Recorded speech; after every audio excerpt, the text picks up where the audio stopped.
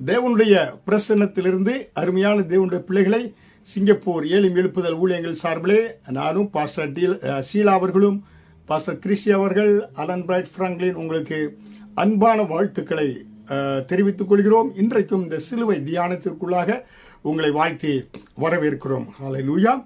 முக்கியமாக இயேசு கிறிஸ்து கல்வாரி சிலுவையிலே அவர் தொங்கியது நிமித்தமாய் கல்வாரி சிலுவையிலே சிந்திய ரத்தத்தின் மூலமாய் மனுக்குலத்தினுடைய சாபத்தை ஆண்டவர் முறித்திருக்கிறார். ஹல்லேலூயா. அதாவது கலாத்தியர் 3வது அதிகாரம் வசனம் 13 சொல்லப்பட்டது போல மரத்திலே தூக்கப்பட்ட எவனும் சபிக்கப்பட்டவன் என்று எழுதியிருக்கிறபடி கிறிஸ்து நமக்காக சாபமாகி நியாயப்பிரமாணத்தின் சாபங்களுக்கெல்லாம் நீக்கி நம்மை முழுவதுமாக மீட்டெடுத்திருக்கிறார், விடுதலை கொடுத்திருக்கிறார் என்று வேதவசனம் சொல்லுகிறது. ஹல்லேலூயா. அப்படி என்றால் இந்த சாபத்தை இயேசு மனுக்குலத்திற்கு ஒரு சாபத்தை முறித்து போட்டு இருக்கிறார் சிலுவையிலே சிந்த ரத்தத்தின் மூலமாய். அதுதான் சாபம் எப்படி வருகிறது, அந்த சாபத்தை எப்படி முறிப்பது என்பதை குறித்து நான் உங்களுக்கு சொல்லிக் கொண்டு வருகிறேன். ஒரு மனிதன் சாபத்துக்குள்ளே இருந்தால் அப்படியாக இருந்துவிட தேவையில்லை. இயேசு கிறிஸ்துவை ஏற்றுக்கொண்டு அவருடைய பிள்ளையாக மாறுகின்ற பொழுது அந்த அவர் ரத்த கொட்டைக்கு வருகின்ற பொழுது சாபங்கள் முறிக்கப்படுகிறது. ஆனால் இன்றைக்கு இந்த சாபங்கள் வரக்கூடிய காரியங்களை குறித்து உங்களோடு தியானிக்க இருக்கிறேன். ஒரு மனிதனுக்கு பாருங்க வாழ்க்கையில எப்படி எந்தெந்த வகையிலே சாபங்கள் வருகிறது என்று ஒரு 8 வகைகளை பார்க்கலாம். ஒன்று, தேவனிடத்திலிருந்து வரக்கூடிய சாபங்கள். ஹல்லேலூயா. தேவனிடத்திலிருந்து வரக்கூடிய சாபங்கள். இரண்டாவது நியாய பிரமாணத்தை மீறுகின்ற பொழுது வரக்கூடிய சாபங்கள். மூன்றாவது, மனிதன் சபிக்கும் போது வரக்கூடிய சாபங்கள். நான்காவது, பில்லி சூனியம் ஏவுதலினால் வரக்கூடிய சாபங்கள். ஐந்தாவது, முற்பிதாக்களிடத்திலிருந்து தலைமுறையாக வரக்கூடிய சாபங்கள். ஆறாவது, தாங்களே தங்கள் மேல் வலியை ஏற்றுக்கொள்ளக்கூடிய சாபங்கள். ஏழாவது, வாயின் வார்த்தைகளால் வரக்கூடிய சாபங்கள். எட்டாவது, பிசாசுக்கு ஒப்பு கொடுப்பதனாலே வரக்கூடிய சாபங்கள். ஹல்லேலூயா. இப்படியாக சாபங்கள் வருகிறது. அது பழைய ஏற்பாட்டிலிருந்து பார்க்கிறோம். புரியுங்களா? அப்ப ஒரு மனிதன் இயேசு கிறிஸ்துவோட ரத்த கோட்டைக்கு வராத பொழுது அந்த ரத்தம் சிந்தினவராக ரத்தம் சிந்தினார் என்பதை அவன் விசுவாசிக்காத பொழுது இந்த சாபங்கள் அவனுடைய சாபங்களுக்குள்ளாக அப்படியே இருக்கிறான். அதில் இருந்து அவன் விடுதலை பெற முடியாதவனாக அப்படியாகவே இருந்து அவன் மரித்து போகக்கூடியவனாக இருக்கிறான். காலத்திற்கு முன்பதாக மரித்து போகக்கூடியவனாக இருக்கிறான். இந்த பூமிக்குரிய வாழ்க்கையை ஒரு ஆசீர்வாதமான வாழ்க்கையாய் வாழாதபடி அவன் வாழ்க்கையை கடந்து விட்டு செல்கிறான். ஹல்லேலூயா.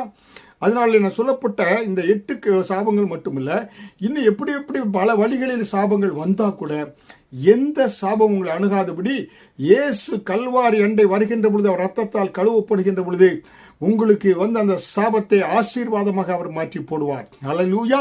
அதனால தான் நீங்க தெளிவாக தெரிந்து கொள்ளணும். புரியுங்களா? அதனால தான் அருமையான தேவனுடைய பிள்ளைகளே, ஒரு மனிதன் எப்படியாக பார்த்தீங்கன்னாக்க தேவனிடத்தில் சாபம் வருமா? எப்படின்னாக்க ஆதியில ஆதாம் ஏவாள் அவர்களை உருவாக்கின பொழுது அவர்கள் என்ன செய்தாங்க? ஏதேன் தோட்டத்தில் கர்த்தருடைய சத்தத்துக்கு கீழ்ப்படியும்படியாய் ஆண்டவர் வைத்தார். ஆண்டவர் விருட்சத்தின் பார்த்தீங்கன்னா நல்லது கெட்டது என்று அறிந்து கொள்ளக்கூட அந்த ஜீவ விருட்சத்தின் கனியை புசிக்க கூடாது என்று சொன்ன பொழுது அவர்கள் என்ன செஞ்சாங்க? அந்த கனியை தேவன் விலக்கின கனியை புசித்ததினாலே அவர்கள் தேவனிடத்திலிருந்து சாபத்தை பெற்றுக்கொண்டார்கள். ஏன்னா மரணம் அவர்களுக்கு வந்தது, ஸ்திரியானவர்களுக்கு என்ன பிரசவ வேதனை வந்தது என்று நம்ம பார்க்கிறோம். ஹல்லேலூயா. ஆதியாகமம் 3வது அதிகாரம் வசனம் 17-18 என்ன சொன்னார் பாருங்க. அங்கே தேவன் என்ன செய்தாரு? அந்த தேவனுடைய சத்தத்துக்கு மறுதளித்ததினாலே புசிக்க வேண்டாம் என்று சொன்ன அந்த பழத்தை புசித்த பொழுது ஆண்டவருடைய இருதயம் என்ன செய்தது? அவர்களை குறித்து வேதனைப்பட்டது. ஹல்லேலூயா. அதனால் தான் ஆண்டவர் என்ன செய்தாரு? நீங்க வேர்வை சிந்தி இந்த பூமியில என்ன செய்வீங்க? அதுக்கு முன்பாக எல்லாம் ஏதேன் தோட்டத்தில் எல்லாவற்றையும் உருவாக்கி வச்சிருந்தார். ஒண்ணுமே கிடையாது. இவங்க பண்படுத்தணும், நல்லா சாப்பிடணும்.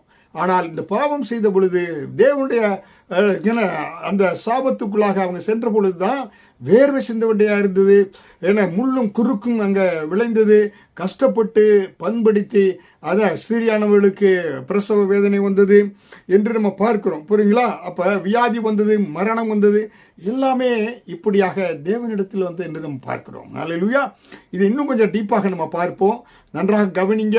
நான் சொன்ன 8 காரியங்கள் அதை நன்றாக வருகிற நாட்களில் டீப்பாக அனலைஸ் பண்ணி உங்களுக்கு சொல்கிறேன். அதனால எப்படிப்பட்ட நீங்கள் சாபத்தில் இருந்தாலும் இயேசுவை சொந்த ரட்சகராய் ஏற்றுக்கொண்டு அவருடைய பிள்ளையாய் நீங்கள் மாறுகின்ற பொழுது எல்லா சாபத்தையும் இயேசு முறித்து போட்டு சாப கட்டுகளிலிருந்து விடுதலை கொடுத்து உங்களை ஆசீர்வாதமானாய், பரிபூர்ண ஆசீர்வாதம் உள்ளவனாய், சம்பூர்ணமுள்ள ஆசீர்வாதம் உள்ளவனாய், முற்றிலும் ஜெயங்கொண்டவனாய் இயேசு கிறிஸ்து தூக்கி நிறுத்துகிறார். ஆமென். ஹல்லேலூயா. கர்த்தர் உங்களை ஆசீர்வதிப்பார்.